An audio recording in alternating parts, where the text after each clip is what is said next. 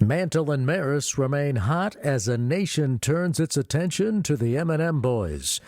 But the American League pennant race remains tight. It's episode 16 of Baseball 61. There it is. There it is. If it stays fair, there it is, number 60. How about that? A standing ovation for Roger Maris, who got number 60. Fastball hit deep to right. This could be it. Way back there. Holy cow, he did it. 61 for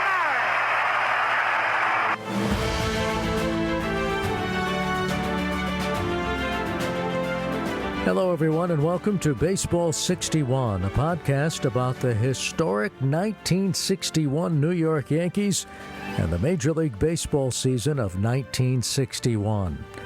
I'm Dan Lavallo. We're going to cover a lot of ground in this episode, beginning with Friday, August the 11th. The Yankees start a road trip in our nation's capital, and the M&M boys launch an assault. Mickey Mantle belted his 44th home run of the season, and Roger Maris his 42nd, as the Bombers dismantled the Washington Senators 12-5 in front of 22,601 at Griffith Stadium. Ralph Terry hurled 7 innings to record his 8th win against 1 defeat, while Hal Reniff registered his 2nd save, hurling 2 scoreless innings. The Yanks jumped out to an 8-0 lead. Tony Kubek had 4 hits, including a triple, and Elston Howard added a double among his 3 hits to lead New York's 19-hit attack. The Yankees improved to 76-37, and with the Tigers' loss at Minnesota, the Bombers now had a 4-game lead. Meanwhile, the rumors were flying that Casey Stengel, Al Lopez, Charlie Dressen, and Leo DeRocher were all under consideration to be the new manager of the New York Mets. And stories persisted that the Cleveland Indians, with all of their attendance problems, would be leaving Cleveland, or could be leaving Cleveland, or would they leave Cleveland? But the rumors did persist. Meanwhile, the baseball world was also abuzz over the rare firing of an umpire. National League President Warren Giles fired umpire Frank Descoli. There was talk Descoli would not be offered a contract in 1962, and Descoli let it be known to some that he would quit at the end of the 1961 season anyway. He never made it to the end of the campaign. In fact, this story appeared in the Sporting News. Complaints against Frank Descoli were that he had rabbit ears, was quick to take offense, and was reluctant to talk to managers and players who felt they had a justifiable complaint. Perhaps Frank got that way by being a Connecticut State Trooper before he won recognition as a top-ranking National League umpire. The Connecticut State Troopers are well known for their unwillingness to take any quote-unquote lip from traffic violators. Saturday, August 12th. It was hot and steamy at Griffith Stadium. How hot was it? Well, Yankees broadcaster Mel Allen told his radio audience, It is a broiling sun. I'm not kidding. Our desk right here. I don't know how hot it is in the sun, but if we were to break 2 eggs right here, we wouldn't need anything to fry them in. Behind pitcher Dick Donovan, the Senators cooled off the Yankees with a 5-1 win. The only New York run scored in the 4th inning. Roger Maris stepped to the plate, and Phil Rizzuto had the call. All the ball players' uniform shirts are completely soaked with perspiration. Looking down at Danny O'Connell, who right now is playing shortstop against Maris. Bob Johnson, the shortstop, is playing second base. Chuck Cotty is playing short right field. And Bud Good fell deep at first base. They're really overshifted on Maris. What a hole he's got down left field. Chuck Hinton is over almost in center field. The pitch is hit high in the air to right field. That could be a high drive. That's going out of here for home run for Roger Maris. Number 43 on the year. Can you imagine there wasn't one holy cow from the scooter? Washington scored 4 runs in the 7th to put the game away in front of 15,870. Bill Stafford suffered the loss, dropping to 9-6 in the 2-hour and 18-minute ball game. With the Tigers annihilating Minnesota 17-3, the Yankees' lead was down to 3 games. Sunday, August 13th, the Yankees and Senators locked horns in a doubleheader in front of 27,368 fans, and New York got clobbered in the first game 12-2. The only Yankees runs, solo home runs by Mickey Mantle and Roger Maris.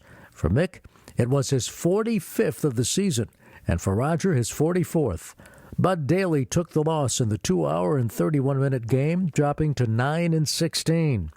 Benny Daniels pitched the distance, striking out 6 and not walking anybody for his 7th win against 6 defeats.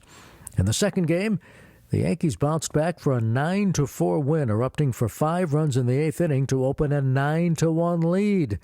Maris belted his 45th homer of the season, and Jim Coates picked up the win, improving to 9-3 in the 2-hour and 16-minute game. With Detroit getting pounded by Minnesota, the Yankees, at 77-39, held a 3.5-game lead over the Tigers. In the National League, the Dodgers at 69-40 were in first place by 2.5 games over the Reds and 9.5 games over their arch-rivals, the Giants. Monday, August 14th. The Yankees had a day of rest, returning to Yankee Stadium to open a series with the White Sox the next day. But that didn't mean all the Yankees rested. At Bear Mountain, New York baseball writers and broadcasters played their annual baseball game as part of a day that featured baseball, a golf tournament, and clam bake. The names of the teams? The Yankees versus the Mets. That's right. Probably the first matchup between the Yankees and the Mets. And the Mets won 9-6. By the way, no probably. It was really the first matchup between the Yankees and the Mets. The floodgates opened in the 8th inning when outfielder Mel Allen, yes, the voice of the Yankees, fell down diving for a ball hit by New York Daily News cartoonist Bill Gallo that started the collapse. The umpires in the game were Ralph Houck, Ralph Terry, and Yogi Berra. Among others in attendance were Yankees GM Roy Hamey, Public Relations Director Bob Fischel, Johnny Johnson, who headed their minor league system, Connie Fernandez, and from the Mets President George Weiss, the former Yankees GM, Charlie Hirth, and Lou Ness. Also in attendance were Yankees pitchers Whitey Ford and Bud Daly. So there you have it, the definition of a day off in 1961. It was a different time. Tuesday, August 15th. The Yankees are back at the big ballpark in the Bronx in 49,059 turnout and watch as 2 left-handers lock horns. 20-game winner Whitey Ford for the Yankees and Juan Pizarro for the White Sox. And on this night, in 2 hours and 25 minutes, Pizarro outdueled Ford, pitching the distance in the White Sox 2-1 win. Chicago took a 2-0 lead in the second, and the Yankees cut the lead in half in the fourth as Roger Maris slugged his 46th home run of the season, leading off the inning. Ford pitched 7 innings. His record dropped to 20-3. With the Tigers sweeping a doubleheader from Baltimore, the Yankees' lead dropped to 2 games. Wednesday, August 16th. The Sporting News, the latest edition on the newsstand, and Elston Howard was the featured story. Howard has quoted how he owed a lot of what he was doing at the plate to hitting instructor Wally Moses. Quote, "I owe a big chunk of thanks to Wally Moses, who came up to our club this year as a batting coach. He took me in charge in February. Moses induced me to shorten my grip, to cut my swing, to keep my feet closer together, and most important of all, to stop throwing my head. I had been told by pitchers about the head action and how it threw me off the ball. But Wally found the cure." He also praised manager Ralph Houck because Houck kept him at one position, catcher. He wasn't moving around from left field to first base to behind the plate. And he said that had a difference too. Howard also had praise for former teammates Hank Bauer and Phil Rizzuto. Remember, Elston Howard was the first African-American on the New York Yankees. And what did that mean in the 1950s? It meant, in many cases, outside of the ballpark, feeling alone, discrimination. I can go on and on. Well, here's what Howard had to say, quote, "Well, this race business can get you if you let it worry you. I want to thank two men in particular for seeing that it did not worry me. One, Phil Rizzuto.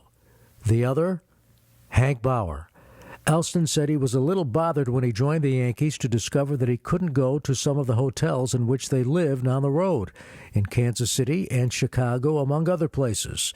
But he learned to live with that, as he learned to live with inability to rent a home on the beaches in St. Petersburg.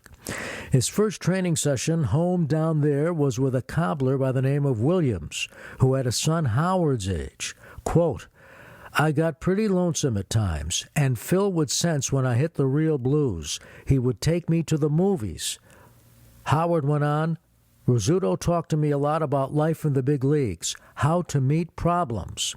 Bauer, whose locker in the stadium was next to mine, gave me tips on fielding, on batting, on acting like a big leaguer, like a Yankee. You hear a lot about the Yankee spirit and the Yankee way. Believe me, it is not exaggerated." End quote.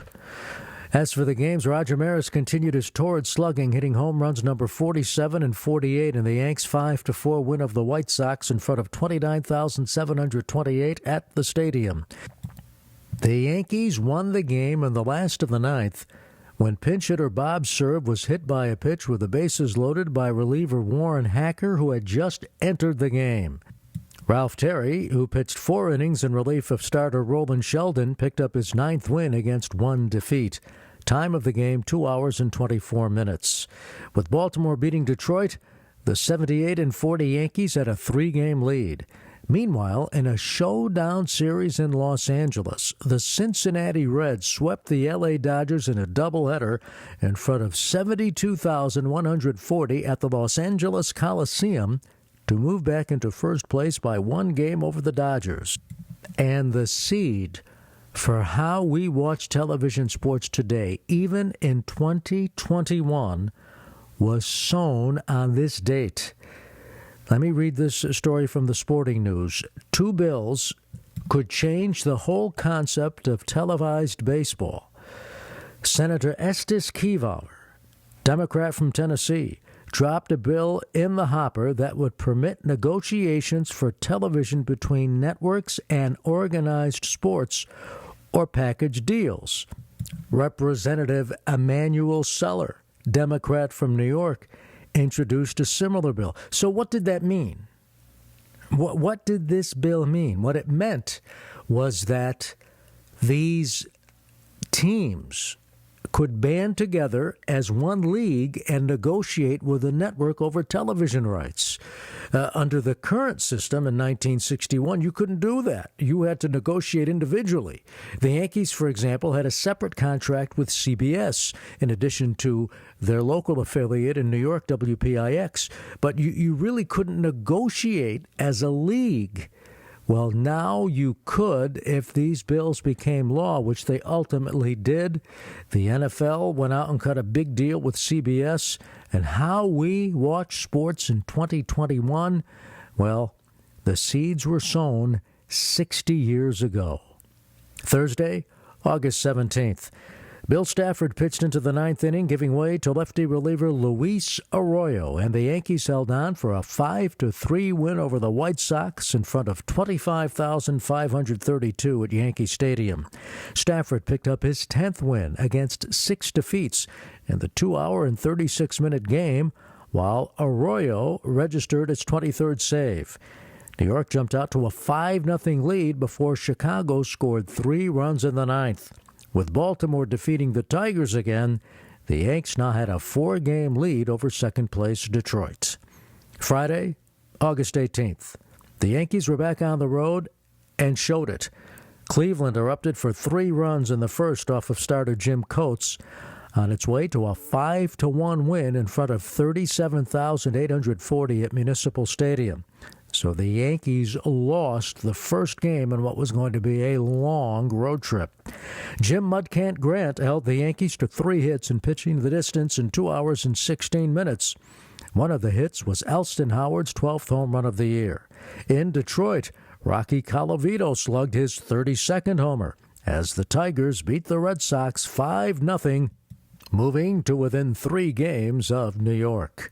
Saturday, August 19th, in front of 23,398, Elston Howard's single in the 10th inning knocked in Billy Gardner, and in the last of the 10th with 2 outs, Ken Aspromonte, who would someday manage the Indians, doubled, but Luis Arroyo took over for Whitey Ford and got Jimmy Pearsall to ground out, and the Yankees held on for a 3-2 win in 2 hours and 50 minutes. Ford picked up his 21st victory against 3 losses, and Arroyo notched his 24th save. It was the Yankees' 80th win of the season against 41 losses. With Detroit's win over Boston, the Yanks remained in first place by 3 games. Meanwhile, the Dodgers continued their freefall. Their last win was on Sunday over the Cardinals, increasing their first-place lead to 2 games in the National League. But since then, they lost to the Cards the next night, were swept by the Reds, dropped the first 2 games at San Francisco, and were suddenly 3 games behind first-place Cincinnati. Sunday, August 20th. They turned out some 56,307 strong at Cleveland's Municipal Stadium, many of them Yankees fans from Greater Buffalo, New York, and they wanted to see Mickey and Roger hit home runs. They were not disappointed. In the first game, Maris slugged his 49th homer and Mantle his 46th, and the Yankees beat the Indians 6-0. Ralph Terry spun a 4-hit shutout for his 10th win against 1 loss in the 2-hour and 11-minute game. Cleveland starter Jim Perry pitched only 3 innings and dropped to 9-11. Mantle and Maris did not homer in Game 2, but Moose Skowron hit his 21st homer, and the Yankees' Roland Sheldon picked up his 9th win against 3 defeats as the Bombers won 5-2 in 2 hours and 41 minutes. By the way, imagine a doubleheader, and both your starters pitch 9-inning complete game victories. As Mel Allen would say, how about that? The Tigers kept pace, sweeping 2 from the Red Sox, remaining 3 games behind New York. In the National League, the Dodgers lost again, but so did the Reds, so Cincinnati maintained a 3-game edge over Los Angeles. Monday, August 21st. It was an off day for both leagues, but the Milwaukee Braves were busy selling Charlie Lau, who would someday become a renowned hitting instructor, including with the Yankees, to the Baltimore Orioles. For the Yankees, we head to Tuesday, August 22nd, and they're on to Los Angeles to play the expansion Angels. And for Roger Maris, Mickey Mantle, and Yogi Berra, the trip meant a detour to Hollywood. Dateline, Hollywood, California. This blurb in the Sporting News. No one is rooting harder for Mickey Mantle and Roger Maris to break Babe Ruth's home run record than officials of Review Studio. Should either of the Yankee sluggers or both achieve the feat, executives of the studio predict a smash success for a film now in production. Mantle and Maris, along with Yogi Berra, will have roles in Touch of Mink, a comedy starring Cary Grant and Doris Day, and scheduled for release shortly after the close of the season. The scene in which the players will appear will be filmed at the studio here in a replica of the Yankee dugout at Yankee Stadium. It will be shot during the Yankees series with the Angels in Los Angeles, August 22nd to August 24th. In this part of the film, Grant fulfills a desire of Miss Day by arranging for her to watch a game at Yankee Stadium from the Yankee dugout. When Miss Day objects loudly to an umpire's call against a Yankee batter, the arbiter walks to the dugout in an attempt to silence her. Miss Day turns to Mantle, Maris, and Berra for their opinion of the ump's call, and when each, in their one-sentence speaking roles, support her, they are chased from the game. Robert Arthur, executive producer of the movie, declined to say how much the Yankee trio will be paid for their roles. By the way, if you do a search on YouTube, you can find that clip. It really is pretty amusing. Roger Maris slugged his 50th home run, Yogi Berra his 17th, a solo shot in the 9th. But on this Tuesday, August 22nd, the Halos reached Yankee starter Bill Stafford for 3 runs in the first on their way to a 5-3 victory in front of a near sellout crowd of 19,930 at Wrigley Field. Ken McBride hurled the distance in the 2-hour and 29-minute game. Stafford dropped to 10-7 with a loss and it lasted just 3 2/3 innings.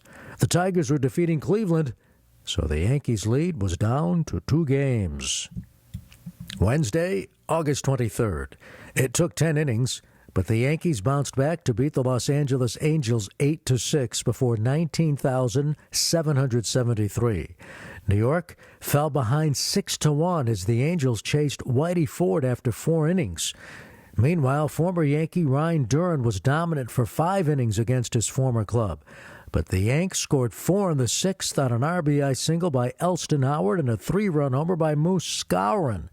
The Yanks tied it in the 8th and broke the tie in the 10th on an RBI triple by Roger Maris, followed by a wild pitch. Luis Arroyo, the 4th of 4 pitchers used by the Yankees, notched his 11th win against 3 defeats in the 3-hour and 43-minute game. With the Tigers losing, the first-place Yankees lead was back to 3 games with an 83-42 record. Meanwhile, Dan Daniels wrote in the Sporting News, "The home run race by Mantle and Maris was captivating the nation." He writes, "The home run fight, quite unlike any other seen in the major leagues, is getting a lot of space in magazines as well as newspapers and is being played up in television shows and broadcasts. In 1927, Ruth had his Lou Gehrig, but when all the returns were in, Lou, with his 47, was 13 behind the Sultan. Never before was there a home run race between teammates with a 48-45 count. The New York Times recently devoted an entire page of its valuable space and costly white paper to an analysis of the home run duel and consideration of the allegation that the ball has been juiced up. Newsweek had a long article in which the personal side of the contest was played up. Publications which in the past paid little or no attention to baseball have had special stories about the slugging Yankees, and writers who in the past tussled with the international situation now assay their chances of beating the record inside the commissioner's prescribed 154 games or in the expanded 162-game schedule of the 10-club league. Thursday, August 24th. The expansionist Angels continued to give the Yankees fits. Tom Morgan, a former Yankee, pitched 5 innings in relief to notch the victory as the Angels used a 4-run 4th inning to win 6-4 before 19,819. Jim Coates took the loss in the 2-hour and 37-minute game, falling to 9-5. The Angels won the series 2-1. With the Tigers shutting out Cleveland, second-place Detroit pulled to within 2 games of the first-place Bombers, whose record dropped to 83-43. The next stop for the Yankees? Well, they're going to Kansas City. Kansas City, here they come. By the way, in a poll conducted by the Sporting News, fans wanted to do away with the 2 All-Star games per season concept. The Players Association had already voted to play 2 All-Star games again in 1962. It was obvious the Sporting News was pushing for the one-game concept, writing several pieces in the August 23rd edition of why the 1 All-Star game a year was enough. August 25th, the Friday. The Yankees continued their lengthy road trip by getting a stellar pitching performance from Ralph Terry, who tossed a 5-hit shutout in New York's 3-0 win over the Athletics in an even 2 hours. Terry improved to 11-1 with a win in front of 30,830. Future Yankee player, coach, and manager Dick Hauser had one of the 5 Kansas City hits. Remarkably, the 10 hits by the Yanks included 2 by Mantle, and the 5 hits by the Athletics, in other words, 15 hits total in the game, all singles. Behind Jim Bunning's 2-hitter at Washington, where Bunning would someday call home serving in the United States Congress, the Tigers blanked the Senators 6-0 to remain 2 games behind the first-place Yanks. Saturday, August 26th. Roger Maris got back in the spotlight, slugging his 51st home run of the season. Tony Kubek added his 6th, and the Yankees downed the Athletics 5-1 in 2 hours and 18 minutes in front of 32,149. Bill Stafford notched the win to improve to 11-7 and also gave the Yankees back-to-back complete game victories. The Tigers had a rare Saturday off, so New York's lead over second-place Detroit improved to 2.5 games. Sunday, August 27th. Maris and Mantle did not homer, but Yogi Berra slugged his 18th and Elston Howard his 13th as the Yankees held on for an 8-7 win in 2 hours and 34 minutes in front of 34,065. A's owner Charles O'Finley might not have liked the Yankees, but he had to be happy with the 3-game attendance of nearly 100,000 fans. Back to the game. Whitey Ford notched his 22nd victory against 3 losses, but lasted only 5 innings.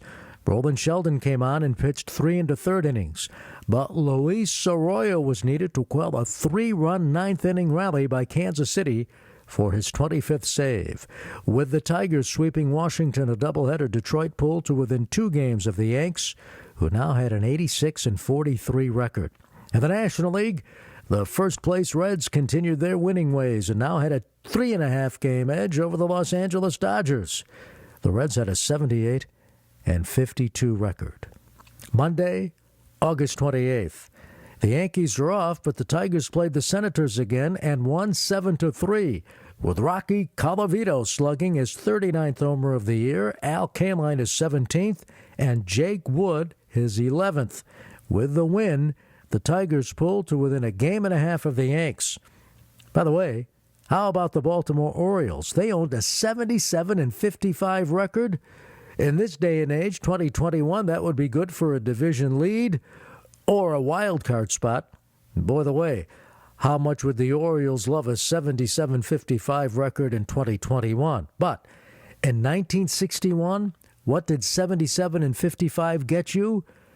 Well, if you were the Baltimore Orioles, you were in 3rd place, 10.5 games behind the Yankees. Meanwhile, for the Yanks, the road trip wasn't over yet. It was on to Minnesota. After Minnesota, however, it would be Labor Day weekend and a showdown series at Yankee Stadium against the Detroit Tigers. But first things first, when our podcast resumes, it will be the Yanks against the Twins. That is going to do it for our latest Baseball 61 podcast. Be sure to follow our podcast in the Apple Podcast directory, Google, Spotify, or wherever you listen to podcasts. You can also visit baseball61.com. As always, thank you for listening. I'm Dan Lovallo.